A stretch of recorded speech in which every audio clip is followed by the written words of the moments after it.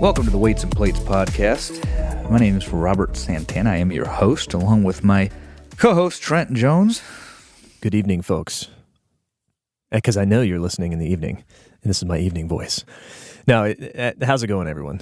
What am I, 1 hour behind you? 2 hours. You're Eastern, right? Yeah. I never know what time zone you're in. That's why I just say, like, it's just ridiculous. I can't figure it out.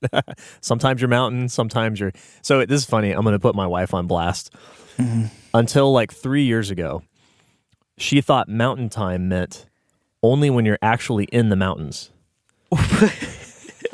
Because seriously, we had to take a trip to Arizona, and like the time changed or something, and it created a minor issue. And she's like, "Wait, I thought it was this time." I'm like, "No, it's mountain time." She's like, "But we're not in the mountains." we have we have Arizona time, and that basically means we don't change our clocks ever. They stay the same year round, which is the way it should be, by the way. I agree. You know, like daylight savings is bullshit. It's so stupid. So stupid. How about we all just have the time that we have, and then we just change our hours accordingly? You know, like if you go to Denmark, they're going to be open at different hours than they will in, Columbus, Ohio. And it's fine. Yeah. It's fine. We are Mountain Standard Time in the winter, and in the mid-spring, so I think a couple weeks from now. When are the time zone changes? Oh, dude, I don't know. Don't ask me. It's coming up. I don't know. It's coming up. But basically from mid to late spring through summer and, early fall, we are Pacific time, but really we're Arizona time. So we just everybody else changes their time, and then we end up landing in one or the other, either Mountain or Pacific, depending on the time of year. So when I drive to California right now, I'm time traveling. I'm going, back in time. And then in the summer, I'm at the same time as California. It's kind of weird, It's funny. Yeah. Yeah. So basically what you're saying is that when it all hits the fan, California, Nevada, New Mexico are all screwed, but Arizona is going to be just fine. Like, commerce will go on. Yeah, we're the desert, Yeah. It's a desert States, people. Different breed. You got to learn how to survive. Oh man! Well, speaking of that, we figured out how to get air conditioning in here.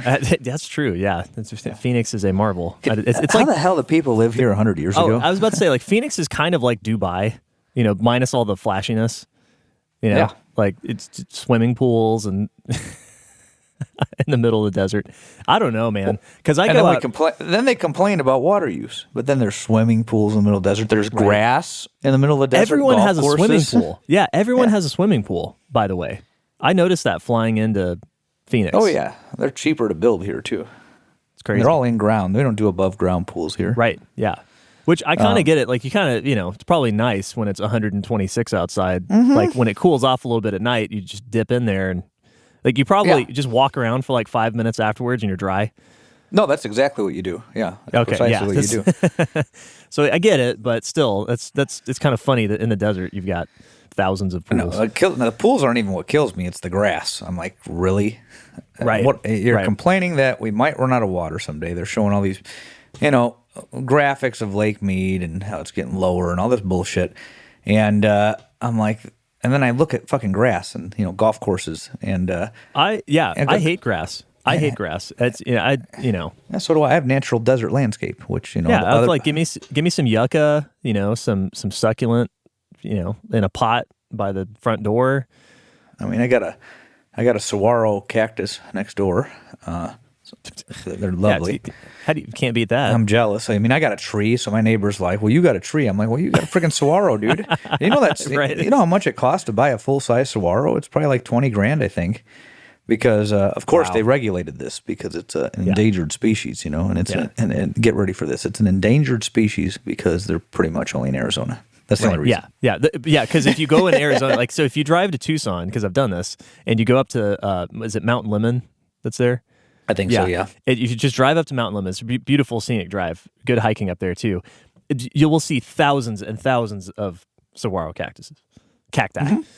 Yeah. But I like the cacti. I grew up in Texas, so you get out to West Texas, especially out to like Guadalupe Mountains, That's high. That's high desert. That's the Chihuahuan Desert that extends from Mexico up into Texas and New Mexico.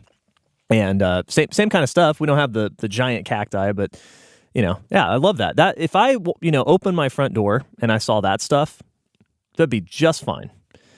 But it's pretty sweet because we have a well in our backyard, though. So I'll take that. Yeah. So I mean, there's pros and cons, but we have to deal with grass. I have to mow the lawn. Fuck grass. We don't have that shit here.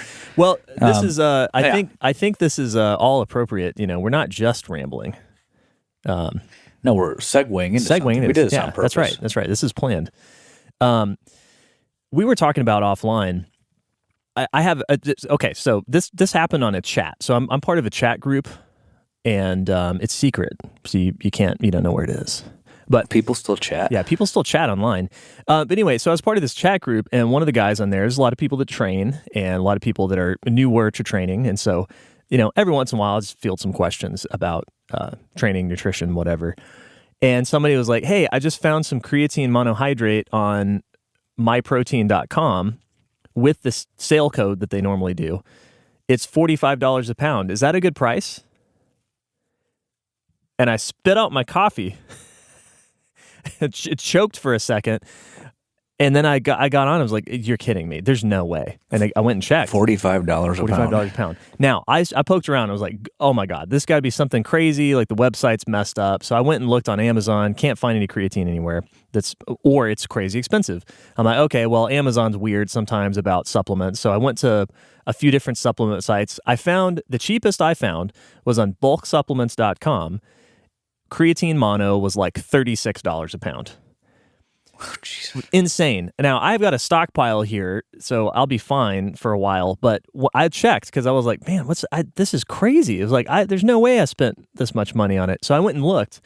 In December of 2020, I bought a tub of creatine mono, $8 a pound. Okay. Yeah.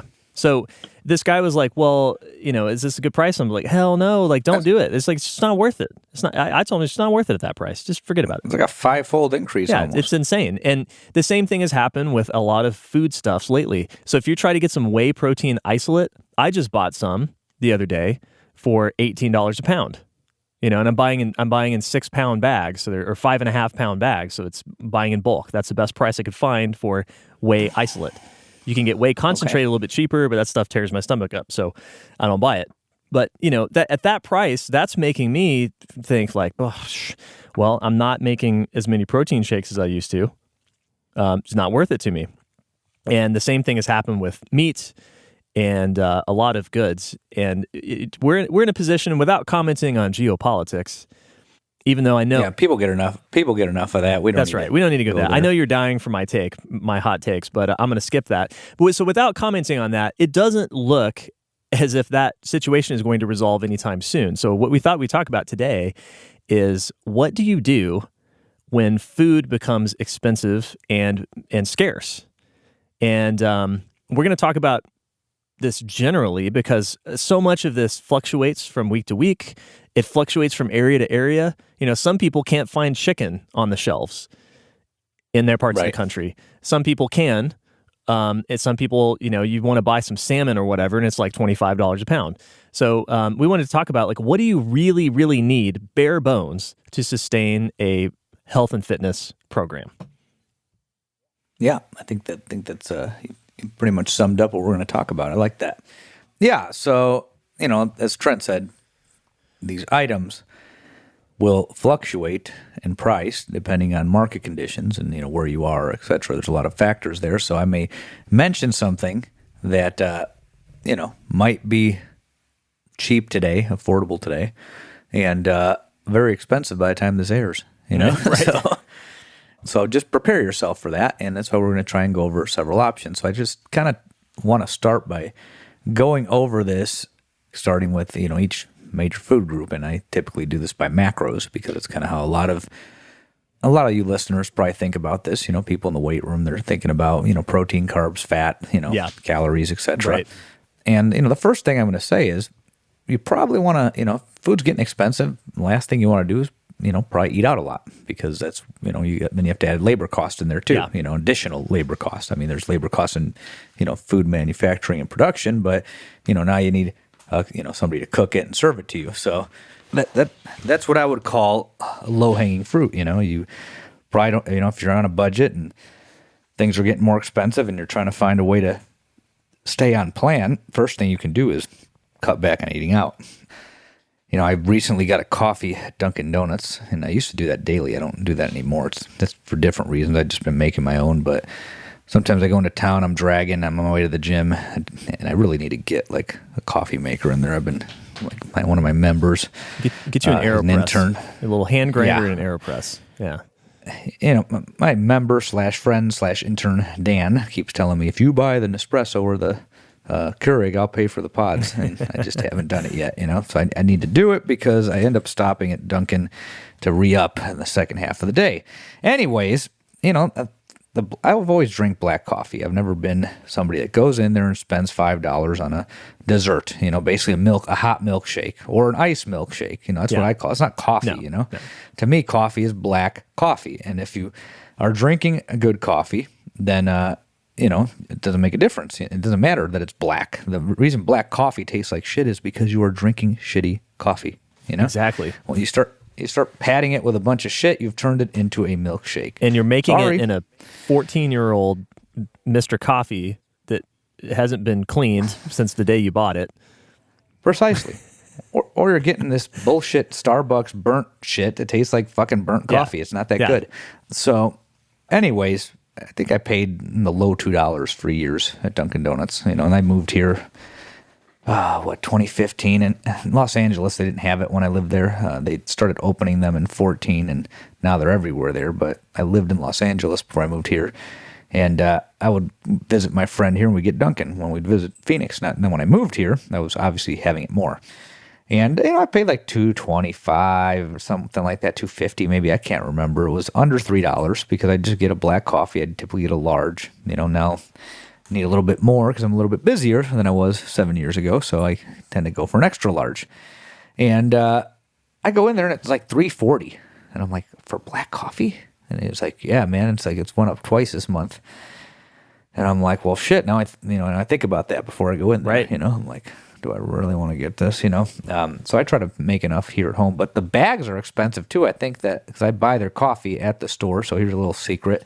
If you like Dunkin' Donuts and you want it to taste good, it's not going to taste like the store. They have a very intricate water system, and they can get it hotter than your stove can. At least that's what I was told. But I buy the beans there because if you buy the beans at the commercial grocery store, they are buying it in bulk, so it sits. The Dunkin' Donuts shop doesn't buy that much quantity, so it tends to taste better if you buy the whole beans at Dunkin'. So I'm gonna I need to talk to your intern, Dan. Dan, is this thing on? Dan, are you listening? I'm gonna say no. You don't need the Keurig. Now, I get it. In a gym environment. It's nice for the members. It's easy, right? You don't have to train anyone. Yeah. But I'm going to say you go AeroPress. And you only buy coffee that has a date that tells you when it was roasted. That's my thing now. I don't buy coffee if they don't have a date stamped on there when it was roasted, because if they don't have it on there, that means it was probably 6 months ago. Well, I don't know what the hell an AeroPress is, but AeroPress is, but I'm sure he does. Yeah, this is the hipster coffee, but it's super easy. Super easy. You can look it up later. Okay. Well, he says I need something, so I'll buy the gear and he'll supply the coffee. I'm fine with that. I need to do that. But he's a good guy. He's in your line of work too. He does sound production, and music, and all that shit. Now he's lifting. He's like my Arizona Trent, man. Right. Yeah, that's good. Anyhow, so cut back on eating out. That's an easy way to cut a significant food expense. If you're relying on somebody preparing and serving your food for you, that's one way to cut it. Yeah. Then now that we've gotten that out of the way, the next thing would be things that you are preparing, right? And protein's typically the most expensive, the macros, and foods that are high in protein tend to be more expensive than those that are not.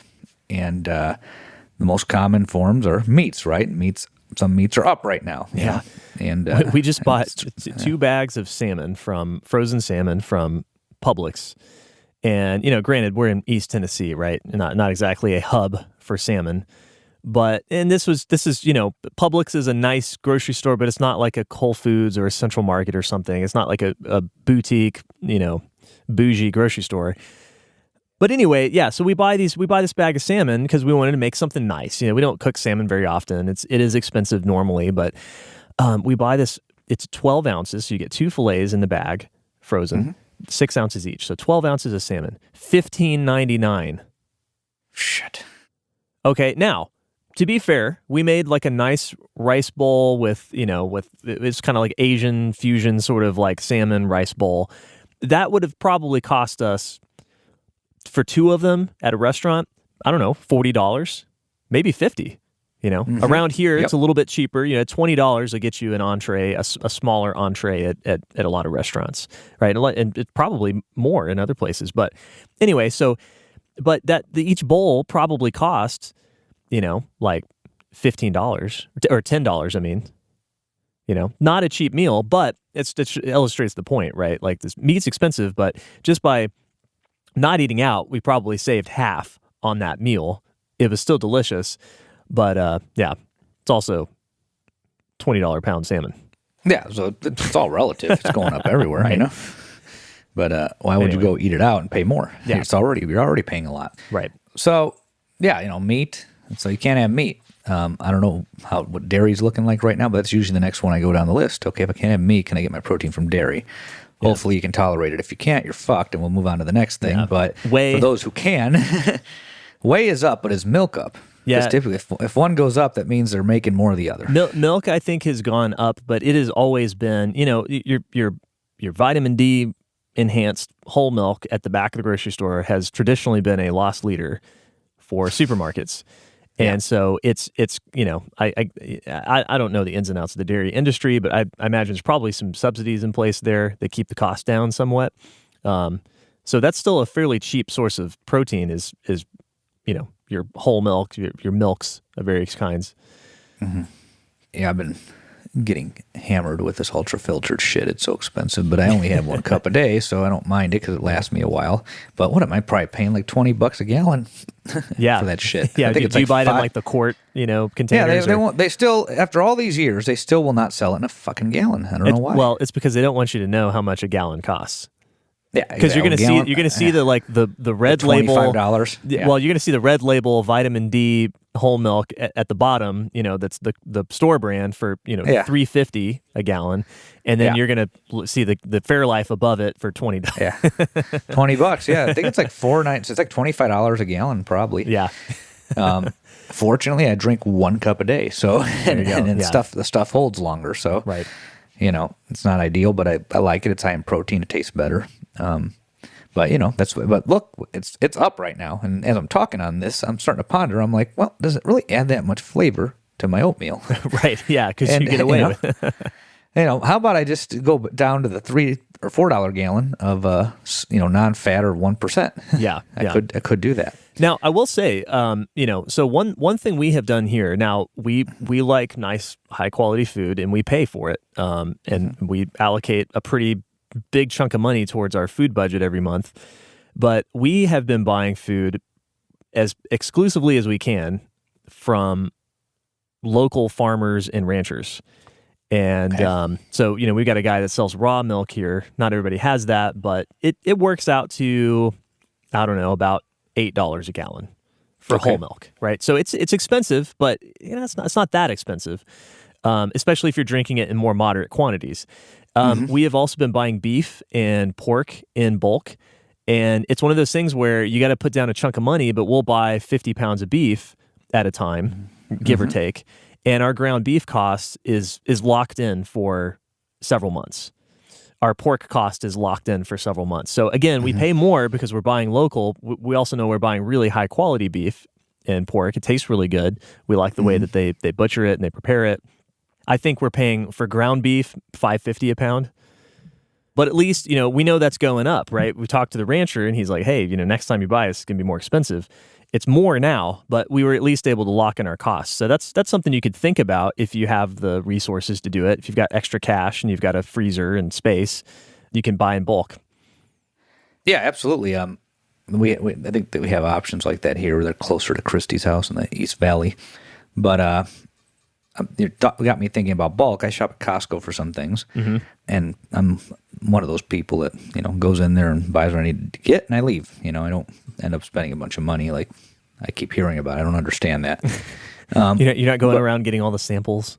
No, I go in there primarily for egg whites because you can get, this is for those of you who are doing egg whites, you could get a case of 6, I believe it's 16 ounce. Yeah, there's 2 cups in there, I think. Yeah, 2 cups. So it's 16 ounce.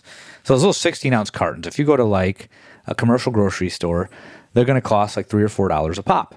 If you go to Costco, you can get a 6-pack for $8, and it's been that price for about the 8 years I've been buying them. I discovered them about 8 years ago. So, nice. Maybe 8-9 years ago I found that, and I still buy those, and I buy 2 at a time. So I buy 12 of them, and it's $16. It's a lot cheaper than paying $3 a pop plus tax, depending on your state. Okay, yeah. So let's talk about that. How does the protein break down on a carton of egg whites? If you're just going to do a serving or something. There's 50 grams of protein in the entire carton, and I typically do a cup. So a cup's 25 grams. So well, let's math that out. You have 6 of them for $9 roughly. So 6. So it's about 66 cents a carton divided by 2. There's 6 cartons per $9. Yeah, it's like 33 cents. Yeah, for every 25 grams of protein. That seems pretty reasonable. Yeah, that's one cheap way to do it. You can try to live off them if you're on a tight budget. You could probably live off that. So do you make? So do you normally cook these, or do you make them? Do you put them in shakes and stuff, or like blend them with a banana or something? Them in shakes. I don't put them in shakes, but people put them in shakes. I make omelets every morning and have done this for about almost 20 years, 19 years. Okay. I have a cast iron skillet, and I make the egg in the small one. I think it's a 6-inch. And then I have a large one that's 10 inches. That's where I make the vegetables. Because I make extra for my meals later in the day. For those of you who say, I can't eat vegetables every meal because it's a bunch of prep work. No, I just make a bunch of them with my breakfast, and then I put the rest of them in a Tupperware, and I pick from it the rest of the day. Bam. There you go. Because cast iron vegetables are delicious. They are. Yeah, they're really good. It adds flavor without having to put a bunch of fat on it. So I'll make the vegetables in the large one, make the egg white in the small one, put pepper on the egg whites, and then when it forms into, big omelet patty, I put a slice of low-fat Jarlsberg cheese on top, or I use this low-fat shredded mozzarella, depending on which one's available. They're not always both available. I buy them at Trader Joe's because they're the only place that has these options, really. And then I throw the vegetables on top, and then I fold it over like a taco. That's how I like to make my omelets. Some people mix the vegetables into the eggs. You can do it that way, too. Put the cheese on top, flip it, and call it a day, Yep. But I like to make the vegetables separate because I can taste them more that way, and I want to taste them more. You also turned me on to cotija cheese, which is also it's just a hard, crumbly, salty cheese, Mexican cheese, and that stuff's great. And it's also it's low fat because you don't need very much to get a lot of flavor in it, and that stuff is awesome on eggs, any sort of egg dish, any sort of Mexican dish. It's good. Yeah, there's this low-fat mozzarella shredded cheese at Trader Joe's. It's like 2 grams of fat per serving, and it tastes really good. It's not hard. It's not super salty. You know? Yeah. Like I used to get the Safeway fat-free or low-fat. I was experimenting with things before. And it's a little bit saltier. It's a little bit harder. I mean, I can eat it. I have a pretty diverse palate, I'm not picky, but I could see how other people wouldn't like it. But the Trader Joe's one still has a softness to it. The Jarlsberg is real good, the low-fat Jarlsberg. I think it's light, it's called. Jarlsberg Light. And you could get the slices. They used to have it at Costco in the big package, but not anymore. At least not the one that I go to. Yeah, that's but that's good right there. So that you've got cheap egg whites. It's a pretty cheap source of protein. It's low fat. That's nice. Instead of eating 3 or 4 eggs, let's see, you'd have to eat 4 eggs to get the same amount of protein, right? So 6 grams of protein per egg. There's also 6 grams of fat per egg if you eat the whole thing, right? Exactly. That's so about, 300 calories or so. Yeah, exactly. So lower calorie, high protein, and that's another thing. You don't have to drown the thing in cheddar cheese, right? Which you don't want to do anyway. for the fat reason. But you can pick some flavors that have more punch to them, and you can use less of it, right? You don't need a very large block of cheese if you're going to use something that has more flavor. Dude, the cast iron, I'm telling y'all, okay, if you have like, if your mom or dad or your grandparents or something has like an old, super rusty cast iron, whatever, in the attic, do not throw that away. No. It's easy. You can just put a little bit of elbow grease into it and look up some guides on how to re-season cast iron. It'll take a little bit of time and effort, but once you do it, it'll be good for another 50 years. So, you can save these things. So if you got one laying around or you know somebody who has one that's not using it, see if you can get it. Because they're expensive. They're expensive to buy new, but trust me, I know. Yeah, totally worth it. I foolishly, years ago, when my parents were like throwing out stuff, they were like, "Do you want this old griddle?" And I was like 2 years out of college. I'm like, no. It's like, I live in a 450 square foot apartment. No, I don't want anything. I should have taken that because that's a $250 griddle nowadays. But yeah, so I think that's good. You can look for substitutions, right? If you're used to eating something that's more expensive per unit of protein, you can find something that's cheaper. I want to know this, since we're talking about protein. How much protein do we really need? Okay, we did a whole episode about this, right? But did we actually, were we lying? Do we actually need that much protein? I mean, we overshoot because there's no harm in it. But, my protein article, I typically say men can get away with 150 to 250 grams of protein a day. Some people might argue that you might even be able to get away with less, depending on your size, right? Sure. Larger man's going to be on the higher end. Smaller man's going to be on the lower end. Woman, somewhere between 1 and 200, and very, very few women that I've trained have needed 200. Right. It typically plays out to more like 100 to 150 for most, with some a little bit higher. Yeah, yeah.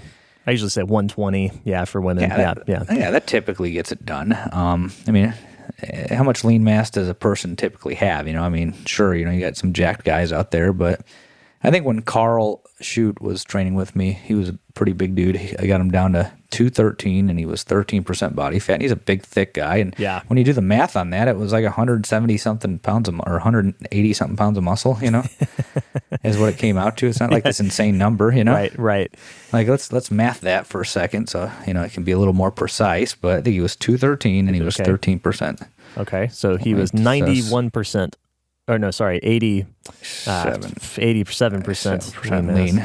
So 185 pounds. Yeah, so I was right. 185 pounds of lean mass. So does he need 215 grams of protein? He probably doesn't even need 185. That's a gram per pound. Might be able to get away with a little bit less, Yeah. So, and something that you've talked about before on other podcasts, I remember, is that, what kind of level of training advancement you're at can matter as well, right? So if you're a novice, you need more protein because there's tissue being built for the first time. And that takes a lot of input to build new muscle mass. But if you've been lifting for like 2, 3, 4, 5 years, you're not, like, nothing you do is going to move the needle that much. And so you probably can get away with a little bit less protein per pound of body weight than you did when you were a novice, when you first started out. You get more efficient at turning it over. Think about it. When you're a novice, you're stressing yourself with a new stressor every 2 days. When you're intermediate, it's every week. When you're an advanced lifter, it might be once a year that you stress yourself that much physically. So you can get away with less. I certainly don't have to eat as much as I used to perform. But once it gets to a certain point, I know I got to ramp it up for a shorter period of time. Whereas with a novice, if you take an underweight novice, for instance, like let's go back to the classic, a gallon of milk a day, that Rip likes to promote. Right. For an underweight novice, the reason, there's logic to that, and it kind of plays into this episode, right? A gallon of milk is a lot cheaper than, let's first go through the nutrients. A gallon of milk has 192 grams of carbohydrate, 128 grams of protein, and could have 0 to 128 grams of fat, depending on which one you choose. If it's whole milk, it's 128. If it's non-fat, it's 0. And you get that for $2 to $4, depending on where you are in the country, where the markets are, etc. It's cheap, and if you're 18 and you're 6 foot, 145 pounds, it's a good way to get all those calories. It's anywhere from 1,200 to 2,400 calories, right? So if it's the whole milk, like you're going to tell the 6 foot, 145 pound guy to drink, he's getting 2,400 calories for $4. Yeah. And it's not just fat calories, he's getting 128 grams of protein and 192 grams of carb, which are the calories that are hard to accumulate when you need a lot. Right. But let's say this guy gets up to, 205, because he has to get there, and he does it over the course of, that year. It's not going to happen in 2 weeks. We don't want him doing that in 2 weeks. It can't happen that way. But over the course of the first year, he gains 70 pounds, right? And let's say it works out, and he's a high responder. For you science people out there that want to sit there and say, "Oh, you can't gain that much muscle mass in that amount of time," it's if your baseline is so low, yes, you probably can gain quite a bit of muscle mass. How much? You don't know any more than I do. These instruments don't measure muscle mass; they measure lean mass, fat-free mass, which is influenced by an array of bullshit. So right. let's not go down that rabbit hole. I won't go down that rabbit hole here beyond saying that we don't have an effective way to measure muscle tissue unless I kill you and do an autopsy and count all of your fibers. Right. That's the gold standard, autopsy. But I can't bring you back to life to see if I can change that. So let's stop pretending that a DEXA and an MRI and all these other methods measure muscle mass. They don't. You should start offering a double your money back guarantee on body fat percentages for your nutrition services. Like, I will get you to X%. Double your money back guarantee, and then like with the little star next to it, and the fine print is like must be confirmed via autopsy. And then I go to jail. Death row, possibly. Yeah, so I mean, this kid, he gains 70 pounds. A lot of that's muscle mass, right? So now he's a new person at 205 or 215, whatever he is, And, he's put, a couple 100 pounds in his squat and deadlift, maybe more. He's probably put 100 pounds or more on his bench and, probably 50 to 100 pounds on his press, depending on where the baseline was. Possibly more. You have a vast array of responses. Yeah. And is he going to keep drinking a gallon of milk a day for the rest of his life? No. At some point, you settle into a weight. You don't need as many calories to sustain that weight. You still need a lot. He can't go down to 1,500 calories, Right. But he probably doesn't need to keep eating 6,000 because I don't need him to be 225 yet or 250 yet. He's going to have to get there eventually if he keeps training, But in the first year, he just needs to fill himself out to get a baseline, right?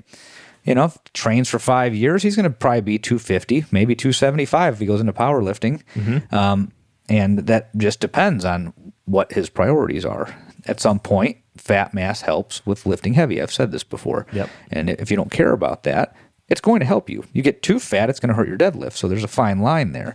But for the purposes that we're discussing today, there's a point where the skinny guy who had to drink a gallon of milk a day to not be skinny is not skinny now. So he doesn't need to keep drinking the gallon of whole milk a day. He might go to half gallon of skim. He might have developed a tolerance for more actual food during that time, So it's the same thing with protein, right?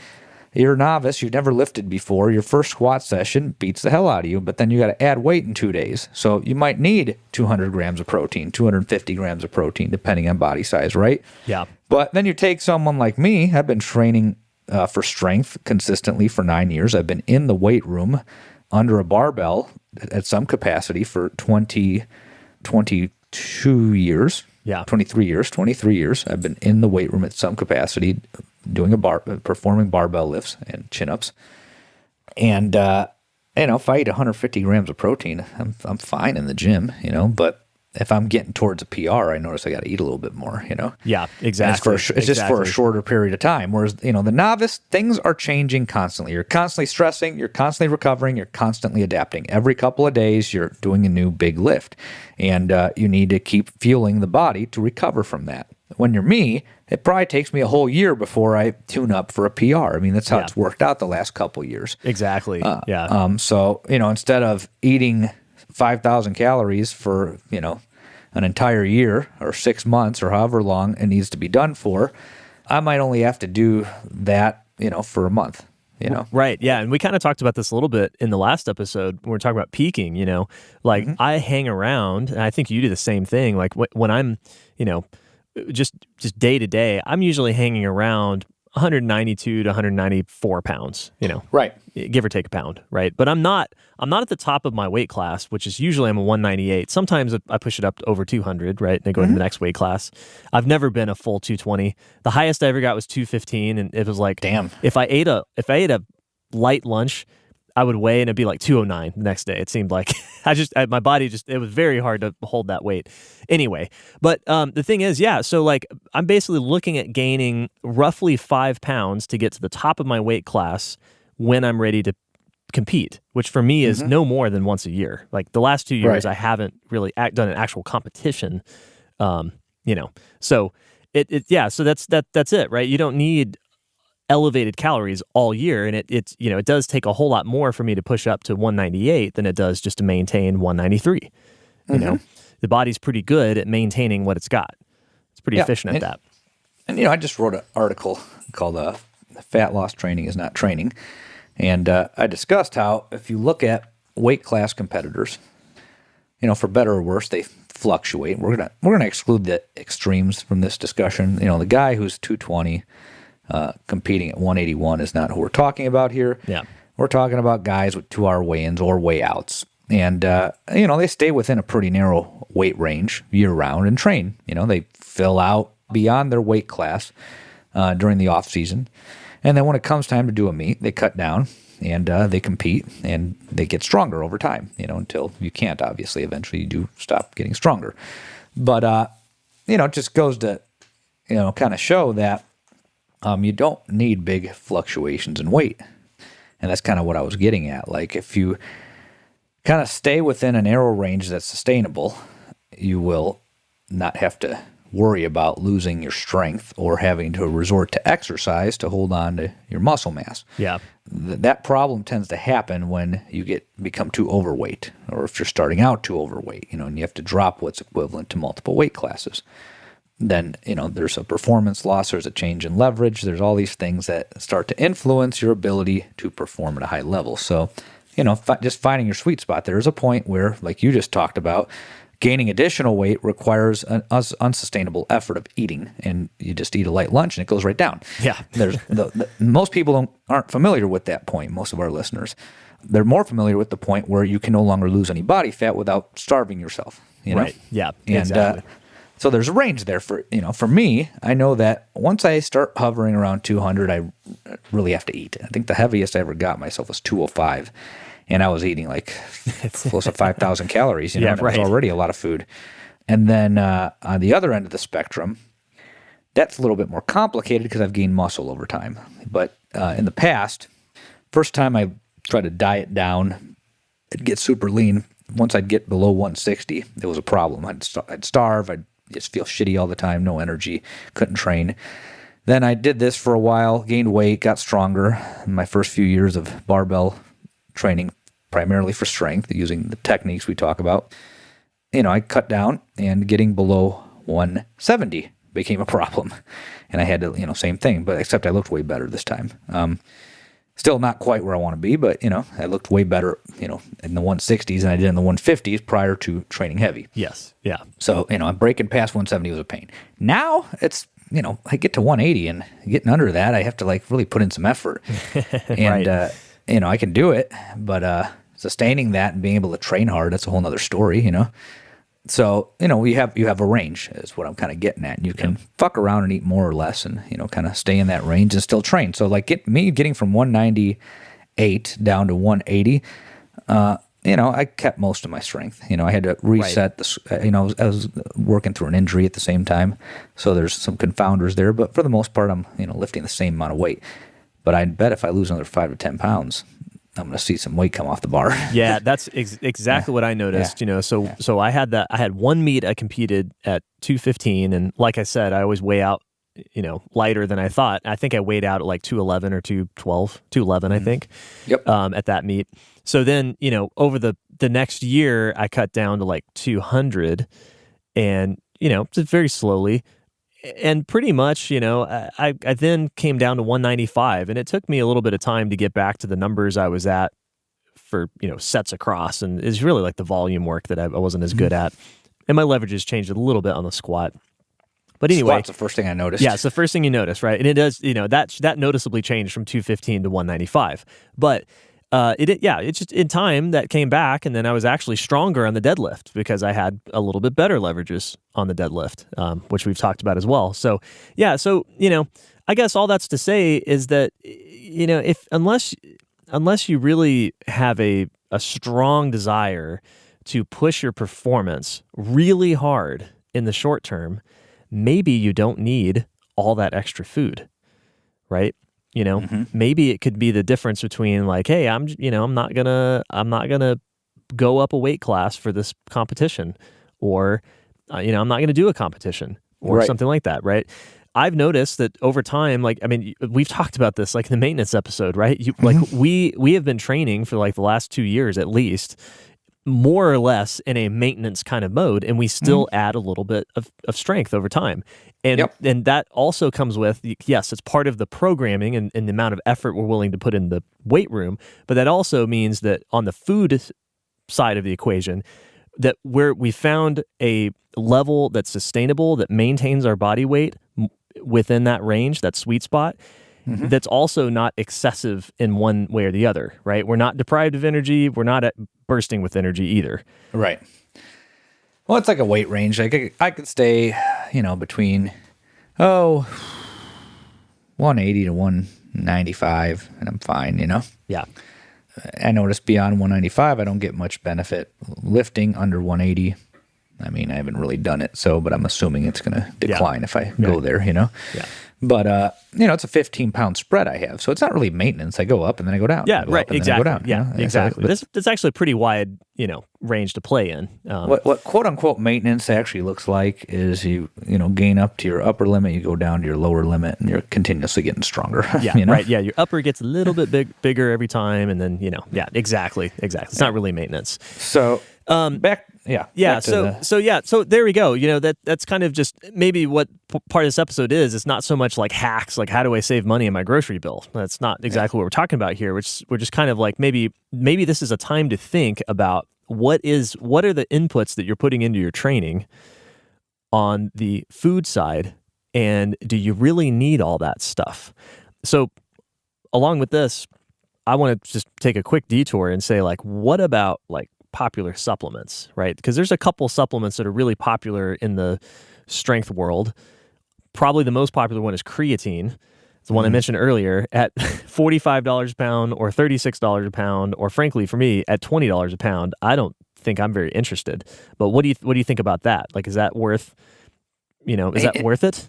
I've went my entire training career not having taken that. I think when I was 19, I took what was that called? Is it hydrochloride?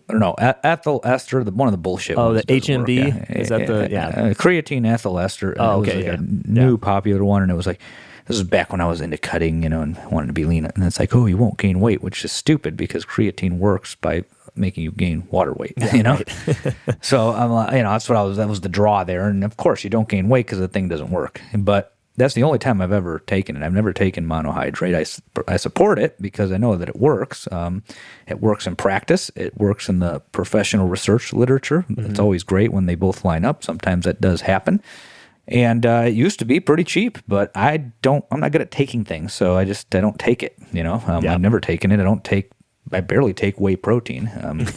Right. I have egg white protein at night if I'm hungry and I don't want to eat something. I'll just drink that. But I don't really supplement. I eat food, So you could do without that and train just fine. It's not it's not steroids. It's not going to dramatically increase your strength, but it does help. It's the primary fuel during lifting type activities or anything explosive or high force output. You're going to use creatine and obviously carbs over the duration of the workout.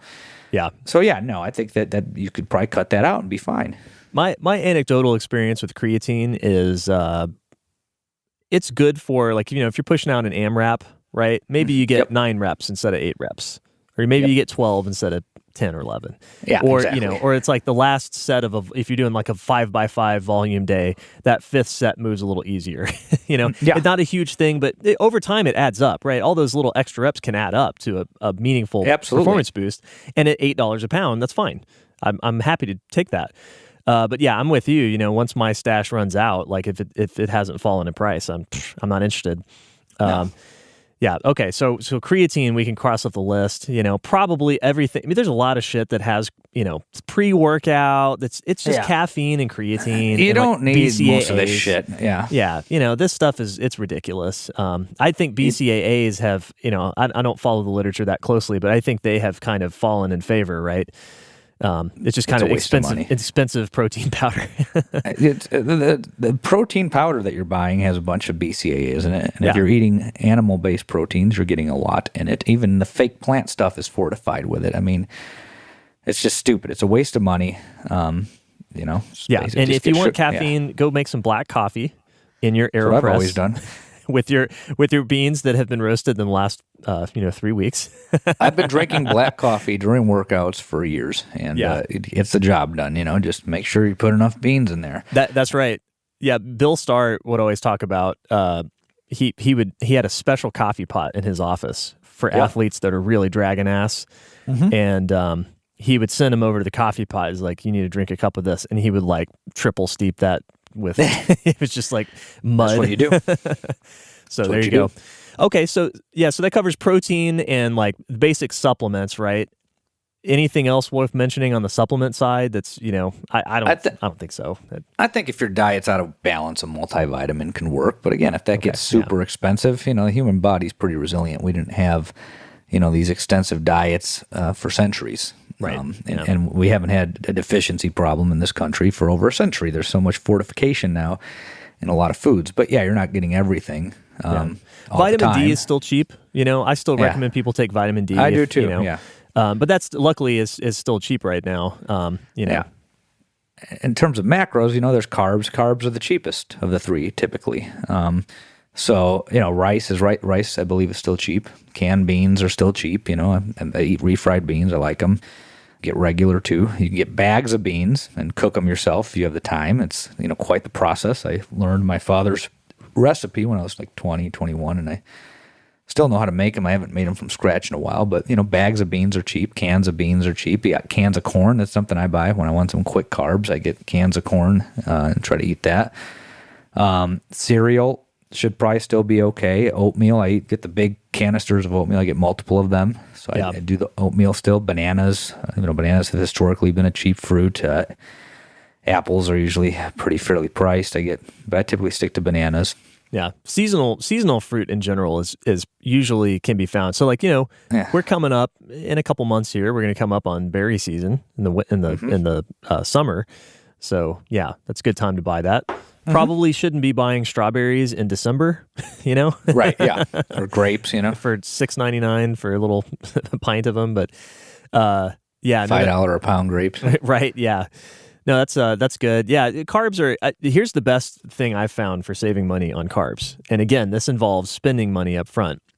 The Zoji Rushi, I hope I'm saying that right. Zoji Rushi rice maker. Have you seen this thing? I've heard of it. Okay, so it's like there's a bunch of them that look like this. It's just a pod-shaped rice cooker. Nothing special about that. But here's the thing. You want the one with the neuro fuzzy technology.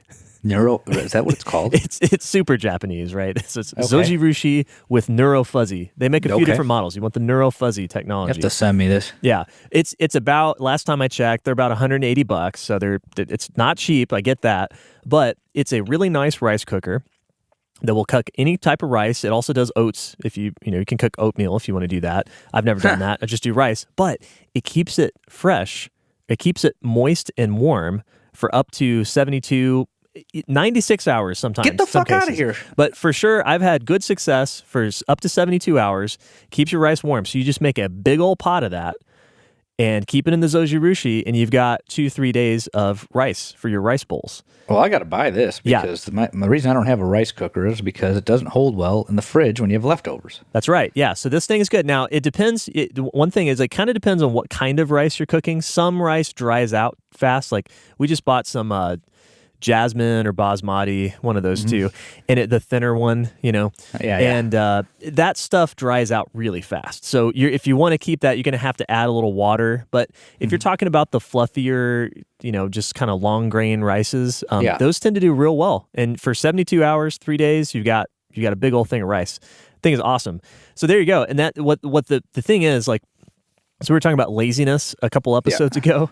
That's what it is for us. Like if I have to make rice every single time I'm making a rice bowl, I'm not interested. But with this, it's pretty low effort. I just scoop a couple of cups of dry rice in there. I just put some water in there. I hit the button, and then an hour later, I've got rice, and then I've got it for the next 3 days.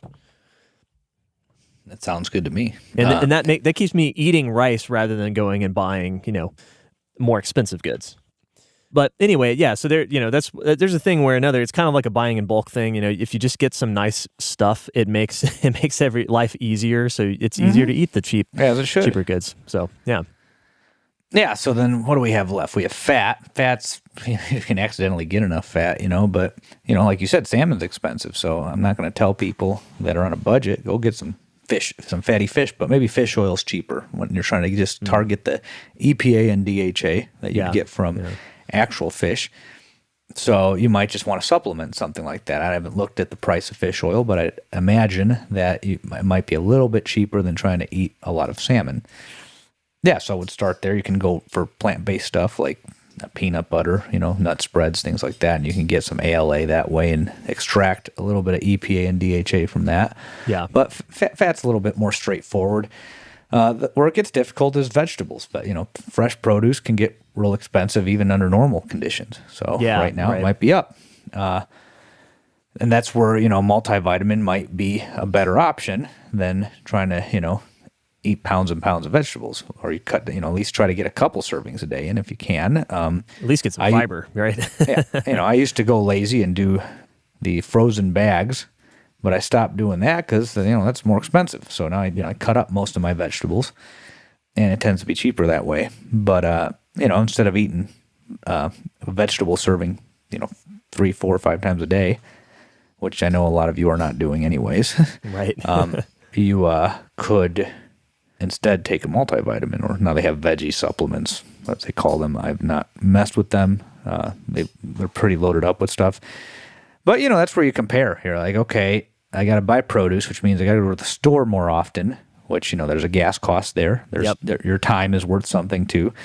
And everything's more expensive, right? Or you get a supplement, and then you can ask yourself, okay, is this cheaper when I factor all those things in? It probably is. I don't know for sure. Some of these things can be very expensive. But, with produce, you can't just buy a bunch of it typically. If you're going fresh, you have to go several times a week. I know this because I do it. That's right. There's a few things you can do, like you said, frozen. You can buy frozen. If you don't want like the mixed vegetable bag, you can also sometimes buy like frozen peas and stuff. There's some certain things that keep well. I know this is not vegetables, but fruit. If you like a fruit smoothie, or you like fruit in like a, some sort of like parfait thing with like Greek yogurt or something, you can buy frozen fruit too. If you don't have good access or to fresh fruit, or it's just super expensive, usually you can buy bags of frozen fruit cheaper that way. And those go well in oatmeal as well. Like if you just, if you have some frozen fruit that you throw in a piping hot bowl of oatmeal, it cools it down to a reasonable temperature. And also, you get some flavor in there and get some of that good stuff. I'll throw in an unconventional suggestion: grow some. So when we moved to our new place, if you have the space and you have the right climate, we moved here to East Tennessee in Chattanooga last April. We just like literally threw together a little raised bed with cinder blocks and a little bit of garden soil, and we just threw in some okra plants. We had okra seeds.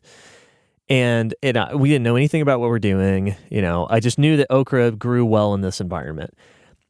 Well, those grew to about 9-10 feet tall, and we had okra until September. Okay. Continuously. And that stuff is great. You get a ton of it. I love okra. It lasts pretty well. Like, it keeps in the fridge well.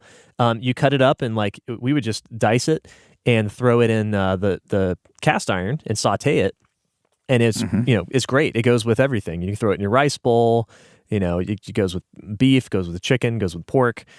And so anyway, there you go. If you're in a situation where you can take advantage of that, we grew this in like a little 5 foot by 5 foot raised bed. I think it was like 4 plants. That stuff just is a gift that kept on giving. On the other hand, like if we were going to try to like grow lettuce, that's a pretty low ROI endeavor, you know. But like you're not going to get a whole lot very much out of that, right? I mean, might as well just purify some water, get a pond. Yeah, exactly. No, I think that pretty much covers the major food groups there. You should be drinking water.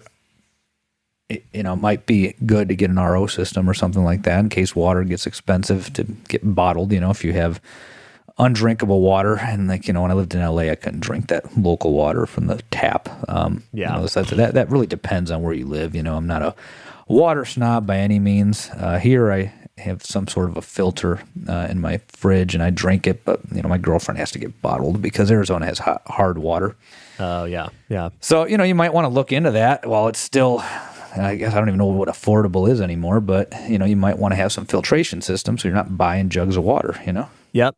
We recently got a Berkey filter, which is like the big. You've probably seen these if you didn't know what they are. It's like a big stainless steel looking cylinder, and I forget how big ours is. It holds a couple gallons. It's not super big. We probably should have bought the next size up, but anyway, it's just this big steel container, and it's got a bottom section and a top section. The top is the filter section, so you basically buy filters that you can screw into they're like long steel or long cylinders that you screw into the top portion of it, and you can buy between 1 and 4. And the filters are expensive, but they last for 5 years. They will filtrate continuously for up to 5 years. And you basically just pour your tap water in the top, let it filter down to the reservoir in the bottom section. You've got a little spigot on there, and you can get nice clean water. And it's I can't remember off the top of my head what all it filters out, but it does a lot. Basically everything short of like some protozoa and stuff. So like you don't want to pour like camp water that the bear peed in or something, down from the stream. That maybe not that, but you'd probably be okay in a lot of circumstances. Yeah. Again, expensive, but it you got to lasts for start 5 thinking years. about. Right? You got to start thinking about these things. Yeah. If this is an issue that you might find yourself facing. So yeah, I think we've covered all the major food groups, supplements. We've covered water. I hope you've stocked up on booze over the years. I know I have. Right. Yeah. The worst part of becoming a strength coach for me is that so there's all these like whiskey freaks in the strength world. And I've tasted all of these fantastic whiskeys because other people would be like, "Oh, you got to try this. You got to try this." And I'm like, "Oh, it's great. It's great." And I found fucked. None of them because I got into this like, way too late in the game. So I've had Pappy, never seen a bottle in my life, but I had a little glass one time. I've had Weller 12, never seen a bottle except, at a bar, but I've never seen one in the store to buy. You haven't seen one? You haven't seen at Scott Hambrick's house then, huh? Well, yeah, I mean, I have, but like the only Weller I used to get was from him because he would buy cases of antique 107, and that's where I would get it. But I've never, I hardly even saw antique 107 on the shelf. I think I've only seen green. I've seen Special Reserve on the shelf. That's about it. Hambrick got me a Fat Boy of the 107, the 1.5 liter. Then he also got me a liter, and then I had a couple 750s that I found at a liquor store I used to shop at. Same with all my 12s I got at this one liquor store I used to go to. Yeah. But, as with everything, the vultures found it, and now it's not possible anymore like it once was. Yep. Yes, I actually have a friend who is in the liquor business. He told me that the secret to that is, at least in his area, the distribution for nice whiskey is based on how much Fireball you've sold. I believe that. And so this guy runs like basically a really nice, like high-end wine shop with a little bit of whiskey on the side. So, he sells, 0 Fireball. And so they get what he's trying to do, but yeah, he doesn't get any nice whiskey as a result. The bodega down the street will actually get some Weller 12 or whatever. Yeah, no, so whiskey, it's fun. But it's something that if you're trying to get into that now, you're a little bit late, and it's gotten even more expensive from what I heard. I could probably turn a hefty profit if I didn't love my bottles so much. But you could still get some reasonable booze out there, and that's not an essential nutrient anyways. So if you can, I mean, for us it is, for different reasons, not because we're drunks, but we enjoy it. It's delicious and raises your HDL. alcohol rate. of course. Yeah, of course. Yeah, you just have one. For the record, I usually don't have more than one, to be honest. Some nights I might have two on a Friday, but typically one. I don't want people thinking that I'm a hypocritical drunk. Maybe I am. I don't know. No, I'm kidding. Typically just one. I have two on a weekend maybe, and I measure a port as 1.5 ounces of spirits. So, we've covered it all, I think. Yeah. Well, hopefully this has been some food for thought. See what I did there? It's just not, you can't eat that. But yeah, maybe it's just a time of history, time of life to be thinking about your baseline assumptions. Like, well, I always buy this stuff and I always buy that, and this is the stuff that I get. And and if it's getting unsustainable for your budget or it's getting hard to find, this might be a good time to just retool things in general and think about one or two things you can do to fortify yourself, against future price increases. I'll say this too. We talked about buying in bulk, but there's other stuff that you can do that's pretty easy. It's like, buy every time you go to the store. I highly recommend this. Buy some more flour, buy some sugar, buy some cans of stuff, dry goods that you can keep on the shelf. Can't hurt. Get you like one of those little bins, the Rubbermaid tubs or whatever, and just fill one up. Put it in your kitchen if you got room. Put it somewhere. Can't hurt in case we ever have some more shortages in the future. I concur. Yeah. All right. Well, I think that was a good one. So I think we could probably wrap this up and, move to a training episode next time. Yep. I'll close out. Thank you for tuning in to the Weights and Plates podcast. You can find me at www.weightsandplates.com or on Instagram at _Robert_Santana or weights_and_plates. Excellent. You can find me at marmalade_cream on Instagram. You can also email me, trent@marmaladecream.com. And one last reminder, I think there is still time if you want to sign up for the April meet at Wichita Falls, right? That's right. I am the meet director for that, so I would love to see you guys there. It's going to be a fun meet. Any trip to the Wichita Falls Athletic Club is an interesting experience that I recommend having. Absolutely. Even if you don't go to lift, if you're near enough to make the trip down there, you ought to do it. That is April 23rd. April 23rd, that's right. All right. You can find more details there at startingstrength.com. Just go to the right side of the page. There's a little sidebar, and you can scroll down to meets, and you can click on the link there for the Wichita Falls meet on April 23rd. All right. We will see y'all in a couple weeks.